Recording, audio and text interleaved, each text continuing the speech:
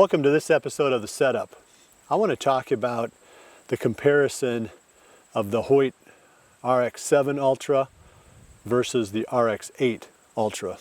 And there's been a lot of review episodes on YouTube that talk about the specs of the new RX8. So I thought it'd be kind of fun just to compare the two bows and show you the differences. I've been shooting the RX7 for a season and a half, and well, ever since it came out. Is that right? Maybe longer than that. But it's accounted for a few bucks for me, and you know, some does. Had some great success with it. Great bow, love it. And I've had a chance to hunt a little bit with the RX8, but I haven't shot any deer with it yet. But I can compare how they shoot, how they feel, and a little bit about the specs of the two bows. So let's talk just in general, like technical terms, the main differences. Three differences really. There's the cam. One is the HBX Exact, and that's on the RX8, and then the HBX Pro is on the RX7. The profile is pretty similar as far as, you know, the force versus draw. They feel about the same when you draw them. You'll feel some very slight differences, nothing that's noteworthy. The biggest difference is how adjustable they are. So the new one, the Exact, you can adjust a 1/4 inch draw length increments. And that's a really nice feature, because I find myself, you know, trying to tweak within that 1/2 inch range that you get with most other cams, and being able to, you know, to get it down to the 1/4 inch is really nice. There's also the ability to adjust from a hard back wall to an extra hard back wall. And I'm a hard back wall, extra hard back wall kind of guy anyway, so I like the fact that I can, you know, make that just as solid as a rock. So another feature on the HBX Exact cam on the RX8 is the ability to adjust the let off from 75 to 80 to 85%. And I mean, I don't know all the pros and cons of that. I like the, you know, the 80%, 85%. I like being able to, you know, have a higher let off. I know some people feel like the bows shoot more accurately with a lower let off, so they've got that feature available, and that may be. I'm just not a good enough shot to know the difference. So the one that you know, they came with the RX7 was either 80 or 85%. So that takes care of the differences in the cam. Now let's look at the differences in the limb design, and you can see right away that the RX8 has wider limbs, and it doesn't have that rubber module that connects the two limbs together. That rubber module serves a couple of purposes on the RX7. One, it does deaden vibration on the limbs, but it also ties the two limbs together, so they're more stable out on the tip. So it's harder to twist the limb tip side to side, which would cause, you know, the bowstring to move sideways during the shot, which of course causes the arrow to move sideways during the shot. So the point is, tying the two limbs together was an important feature of that rubber module. But because these limbs on the RX8 are wider, you get the same stability without the need for that rubber module. And there's a downside to adding weight, like they did on the RX7 to the limbs. You have to accelerate that weight. So if you think about, you know, where does the energy go when you release the string? You want as much of that energy as possible to go into the arrow. You don't really want any of it to be used for accelerating the cam to make it spin, or the limbs to make them move forward, because they're going to carry that energy with them even after the arrow is gone, and that's just wasted. So now you've got extra vibration in the bow, you've got less energy going into the arrow. So anything you can do to lighten the limbs, especially out on the tip, and lighten the cam, those are great engineering qualities. They did that with the RX8. So I'll shoot them, and you'll get a chance to hear the difference. You do notice the difference for sure. And the other thing that they've done is they've really featured the string more heavily with the RX8. This is one that they spent more time designing with these cams in mind.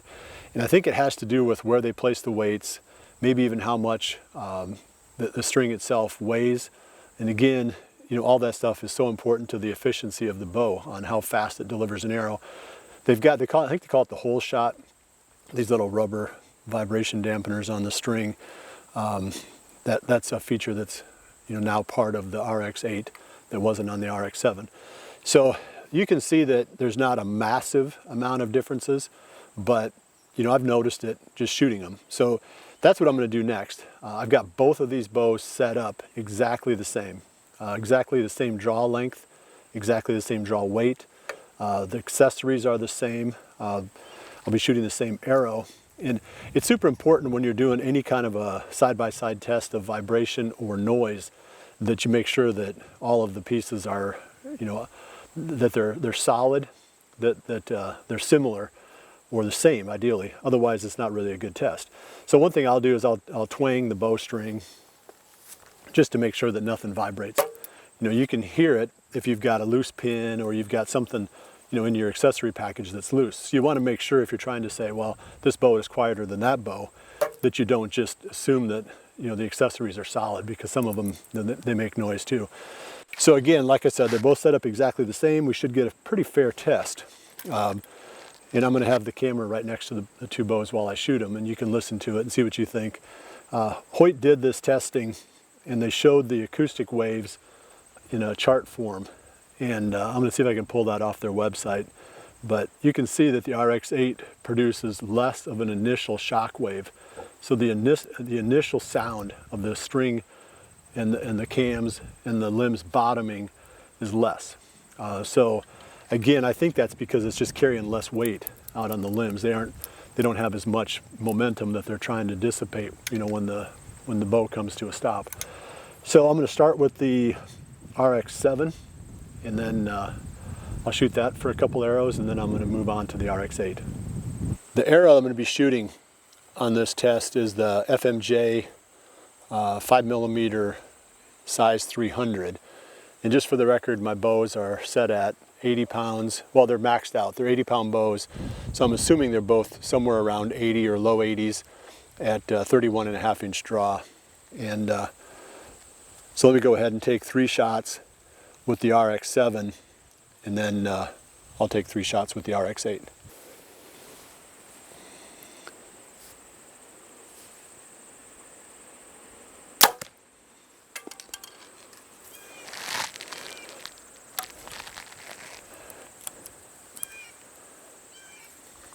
Okay, 1 shot.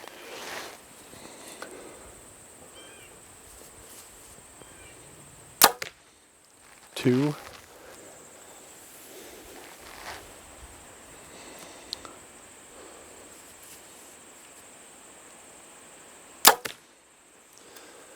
Okay, so there's 3 with the RX7. I'll go grab those. I'll come right back to the same spot, and I'll shoot 3 with the RX8. I marked the ground for my left foot, so I'd be in exactly the same spot. So it'd be the same distance away from the camera, so the audio should pick up any differences in the sound. So I'm going to try to pay attention to everything about the shot, the draw cycle, how it feels when the limbs bottom, and then of course the shot sound and the noise. So here we go. About the same.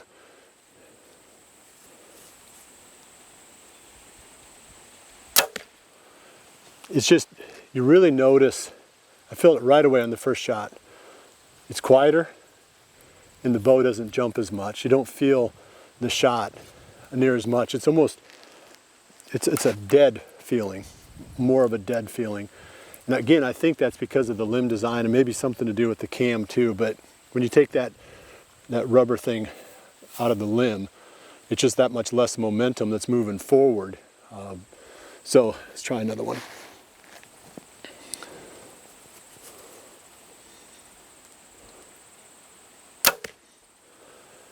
And it seems quieter to me. Again, like I said, the draw cycle feels about the same. I think this one's a pound or two heavier draw weight by the feel of it. So that, that kind of sways me just a little bit. But again, you don't hear much. It's just really dead. I like it. I mean, whether it's worth upgrading from an RX7 to an RX8, I guess that's debatable. I mean, the RX7 is a really, really good bow. But if you're looking at, just buying the best bow that Hoyt makes, there's no doubt that this is it from what I'm seeing.